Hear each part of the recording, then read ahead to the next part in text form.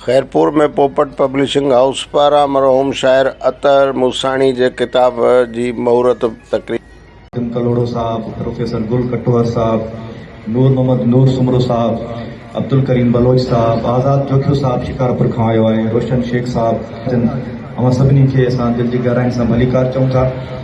किताब जे हवाले सां रहमत कंवर साहब खे मां गुज़ारिश कंदुसि। रहमत कंवर साहब बुनियादी तरह रोड़ीअ जो आहे, अली अतर मूसाणीअ जो नंढपण जो दोस्त रहियो आहे। हिन वक़्तु हू हैदराबाद खां कई आयो आहे। मां हुननि जो थोराइतो बि आहियां, खेनि गुज़ारिश कंदुसि त अचनि ऐं पहुचाइनि। नवां सभिनी जी ताड़ियुनि में मोहतरम रहमत कंवर साहब। तुंहिंजो आवाज़ मूंखे कन ताईं पहुचणो हुयो, मूंखे किथे पहुचणो हो उहो तूं थो ॼाणे। साईं, असल त मूंखे पंहिंजो एमरजेंसी तरीक़े सां मूंखे दौड़ पहुचणो आहे ऐं मूंखे वञिणो बि आहे, त मां मुख़्तसर ॻाल्हाईंदुसि। पर मूंखे उहा का घटि न हूंदी जंहिं माण्हूअ हेॾी महिनत करे हिनखे छपरायो आहे।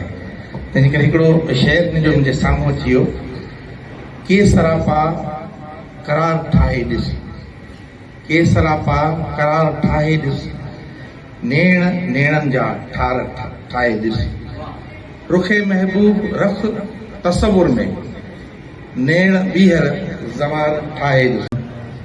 ऐं हर शाइर जेको लफ़्ज़नि जो शिकारी आहे, जेको सूंहं खे परखण जो शिकारी आहे, जेको एहसासनि खे पंहिंजे लफ़्ज़नि में क़ैद करण जो फन ॼाणे थो, उहो शाइर मां सम्झां थो पंहिंजो तारीफ़ पाण आहे।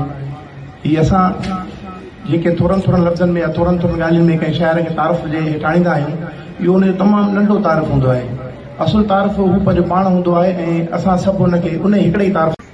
साईं अली अतर मूसाणी साहब सां असांजूं मुलाक़ातूं साईं अख़्तर दरगाही जे तवसो सां ऐं बेदिल साईं जे उर्स जे मौक़े ते थींदियूं हुयूं। पाण बहितरीन शाइर हुआ ऐं बहितरीन इंसान हुआ, तंहिंजे करे मां साईंअ खे पंहिंजो चोसटो त दिलदार वॾी शइ आहे, हा प्यार वॾी शइ आहे, माण्हू त मिटीअ जो। यार थो अॼु मोकिलाए अलविदा, यार थो अॼु मोकिलाए अलविदा, सोज़ सीने थो समाए अलविदा, ॾिस त कीअं थो मुरकंदो वेंदो वञे, ॾिस त कीअं थो मुरकंदो वेंदो वञे, बसि परे खां हथ हलाए अलविदा।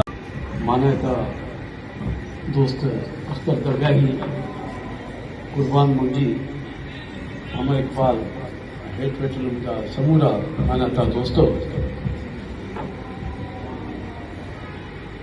बरियासी त पल, बरियासी त पल पर विसामण खां अॻु में, बरियासी त पल पर विसामण खां अॻु में हज़ारनि चरागनि खे ॿारे। अतर मूसाणीअ जे किताब जे मुहूर्त जे सिलसिले में कठा थिया आहियूं त मूंखे यादि आयो त इहो शेर उन्हनि सभिनी शख़्सियतुनि सां केॾो ठहकीअ जे